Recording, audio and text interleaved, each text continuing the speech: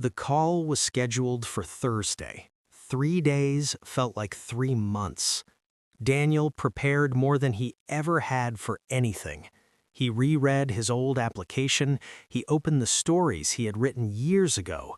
Some of them made him cringe. Some of them made him proud. But something strange happened. He didn't feel desperate. He felt ready. Not because he was fearless, but because he had already faced his biggest regret. The video call started. The director looked older than Daniel imagined, calm, observant. "I remember your name," she said. That surprised him.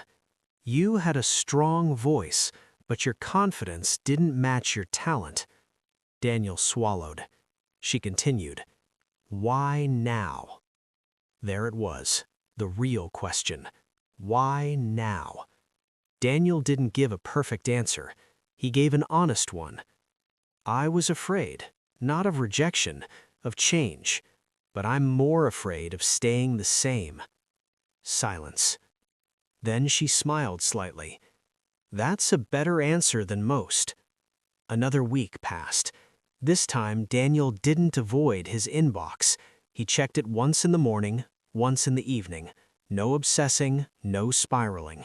He continued writing, not for an application, not for approval, but because he remembered why he started in the first place.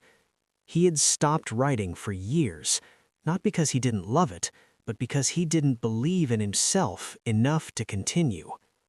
The subject line appeared on a Monday afternoon. Next steps.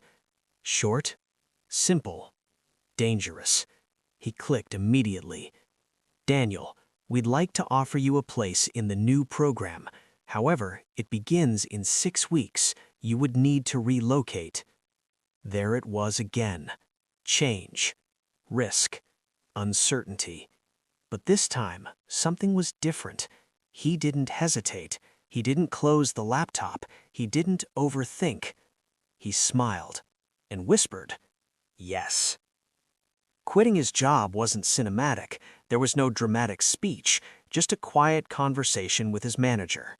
Packing his apartment wasn't romantic. It was messy. Boxes, dust, doubt.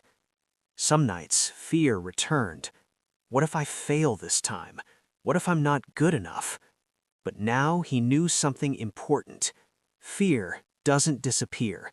You just stop letting it decide. New country, new city, new apartment. Smaller than he imagined, colder than expected. The first session of the program was intimidating. Everyone seemed talented, confident, experienced. For a moment, old Daniel came back. "You don't belong here." But then he remembered something. 3 years ago, he didn't even open the email. Now he was sitting in the room. That alone meant growth. Halfway through the program, participants had to present a personal piece, something honest, something uncomfortable. Daniel decided to write about the email, the unopened one. He wrote about avoidance, about fear, about wasted time. When he finished reading, the room was silent. Then someone started clapping, then another. After the session, the director approached him.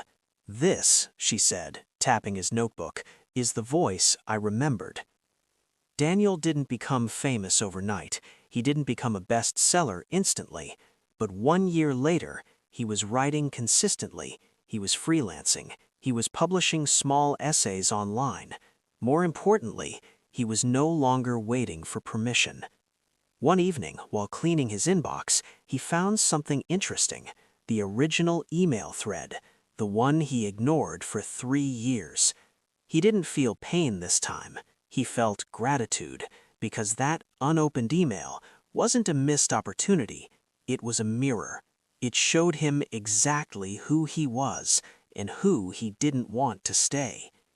Sometimes the biggest change doesn't come from success. It comes from regret, from the moment you realize, "I can't keep living like this." The email didn't change Daniel's life. Opening it did. And maybe there's something in your life you've been avoiding. A message, a conversation, a decision. Maybe the question isn't, what if it goes wrong? Maybe it's, what if this is the moment everything starts?